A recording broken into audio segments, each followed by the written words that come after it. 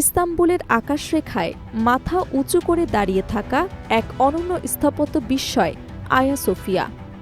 শতাব্দীর পর শতাব্দী ধরে ইতিহাস, ধর্ম এবং সংস্কৃতির মিলনস্থল হয়ে ওঠা এই স্থাপনাটি কেবল একটি ভবন নয়, বরং সময়ের এক জীবন্ত দলিল।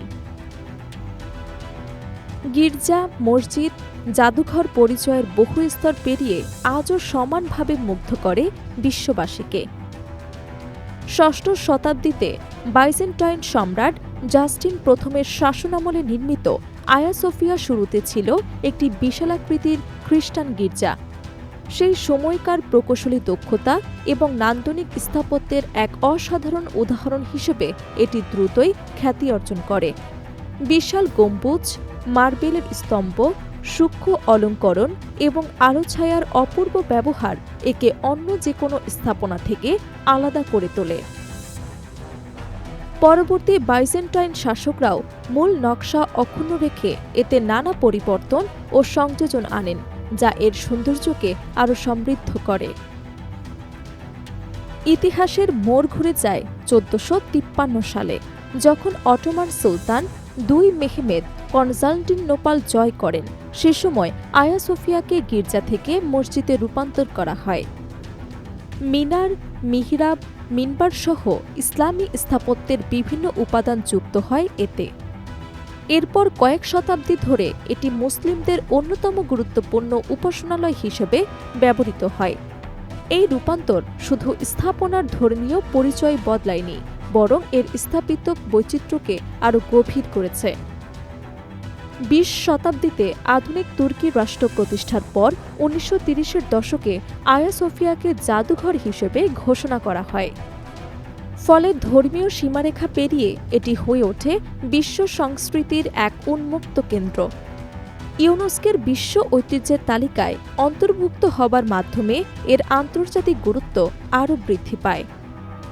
বিশ্বের নানা প্রান্ত থেকে পর্যটকরা এসে এর ইতিহাস, শিল্প এবং স্থাপত্যের সৌন্দর্য উপভোগ করতে শুরু করেন। তবে ২০২০ সালে আবারও নতুন অধ্যায়ের সূচনা হয়, যখন তুরস্ক সরকার আয়া সোফিয়াকে পুনরায় মসজিদ হিসেবে খুলে দেয়।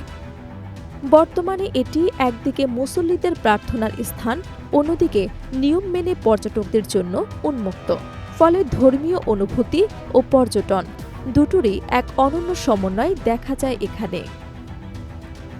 আয়া সোফিয়ার ভেতরে প্রবেশ করলেই চোখে পড়ে এর অনবদ্য নকশা। বিশাল গম্বুজের নিচে দাঁড়ালে মনে হয় যেন সময় থমকে গেছে। দেয়ালের মোজাইক, আরবি ক্যালিগ্রাফি, মার্বেলের কারুকাজ সব মিলিয়ে এক স্বর্গীয় আবহ তৈরি করে। আলো ছায়ার খেলায় দিনের বিভিন্ন সময়ে এর সৌন্দর্য ভিন্ন ভিন্ন রূপে ধরা দেয়, যা দর্শনার্থীদের জন্য এক অবিস্মরণীয় অভিজ্ঞতা। ইস্তাম্বুলে আসা পর্যটকদের জন্য আয়া সোফিয়া যেন প্রথম গন্তব্য। এর পাশে রয়েছে বিখ্যাত ব্লু মস্কো এবং ঐতিহাসিক ব্যাসিলিকা কিস্ট্রান, যা পুরো এলাকাটিকে পরিণত করেছে ইতিহাস এবং স্থাপত্যের এক অনন্য কেন্দ্রবিন্দুতে। প্রতিদিনই এখানে দেশ বিদেশের হাজারো মানুষ ভিড় করেন, কেউ প্রার্থনার জন্য, কেউ বা নিছক সৌন্দর্য উপভোগ করতে। যদিও বর্তমানে এটি একটি সক্রিয় মসজিদ, তবুও ভিন্ন ধর্মের মানুষদের উপস্থিতি এখানে খুবই স্বাভাবিক দৃশ্য। কেউ প্রার্থনায় মগ্ন, কেউ ইতিহাসের খোঁজে, আবার কেউ স্থাপত্যের সৌন্দর্যে বিমোহিত। সবাইকে সমানভাবে আপন করে নেয় আয়া সোফিয়া।